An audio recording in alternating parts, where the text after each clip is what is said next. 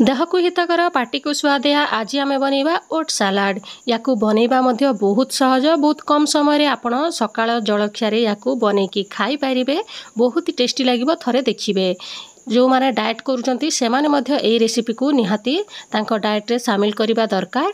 Hello everyone, welcome to Devanjali cooking. सांग माने आज बनवा आम ओट सालाड देह बहुत भल। तेबे चलतु आरंभ करवा ए स्वादिष्ट रेसिपी को। भिडियोटी को शेष पर्यंत देखंतु। एबे आमे कढ़ाई रे देदबा आधा चामच खंडे घी। आपण तेल मध्य यूज करि परिबे किंतु देह पई घीटा बहुत भल सेति मु घी यूज करिछि। देदबा एथिरे आधा चामच जीराटा टिके फुटी आसिले देखंतु एठी मु आधा कप खंडे नेइछि ओट्स, प्लेन ओट्सटा नेइछि। एटा याकू किछि समय भाजी नबा, जस्ट 2 रु 3 मिनिट खंडे भाजी नबा। तापरे देदबा से कप रे ही जतिकी ओट्स नै थिबे सेतिकी पानी देई देबे। फ्लेम को हाई करके याकू 2 रु 3 मिनिट पर्यंत एभली भाजी नबा। देखंतु धीरे धीरे पानीटा सोक करि दबो। एबे दे देबा अल्प टिके लूण, जेतिकी ओट्स को दरकार सेतिकी ही लूण देबे, काहेकि ना आमे परे ब्लैक सॉल्ट मध्ये पकैबार अछि। एबे पानीटा सोक हे सारला परे फ्लेम को करि देबे ऑफ। आ याकू ठंडा करि नबा। देखंतु किछि समय कोळौथिबा जेमिति कि ओट्सटा शीघ्र सिझी पारिबो।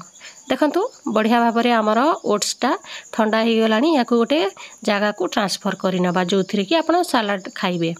तापरे या ऊपर दे देबा काकुड़ी। देखंतु मु पूरा छोट छोट पीस करके काटिची। आपण निज मन मुताबिक जो भी आपण सालाड खांती सेटा एथिरे रखि पारिबे, किछि असुविधा नहीं। तापरे दे देबा छोट कटा गाजर को मु छोट छोट पीस रे ही काटी नेछि। ता द्वारा खाइबा पई आ मिक्स हबो सेति पई छोट छोट पीस रे काटिछि। तापरे गोटे छोट टमाटो को एथिरे काटिकी देई दबा। तापरे देई दबा कंचा लंका निज टेस्ट अनुसार किंबा आपण स्किप मध्य करि पारिबे। अल्प टिके धनिया पत्र देई दबा। एथिरे आपण पुदीना पत्र मध्य पकेई पारिबे, बहुत बढ़िया लागिबो।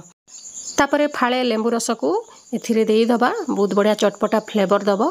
तापरे देई दबा अल्प टिके ब्लैक सॉल्ट जेतिकी कि सालाड को दरकार, काहेकि ना आमे ओट्स रे पकेई सारी चे लुण, सेति पई ब्लैक सॉल्टटा सालाड को जेतिकी दरकार सेतिकी ही पकेइबे। तापरे से सब को मिक्स करि नबा भल भाबरे। ओट्स सहित ए परिबा गुडाक मिसिबा दरकार। देखंतु आपण एथिरे बीटरूट मध्य पकेई पारिबे।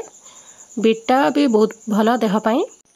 किंबा ए भीतर जदि काकुड़ी के गाजर नाही ताहेले भी आपण एथिरे किछि न मिसई की भी अल्प टिके लेंबू रस किंबा लंका गुंड टिके देकी याकू खाई पारिबे, बहुत बढ़िया लागिबो।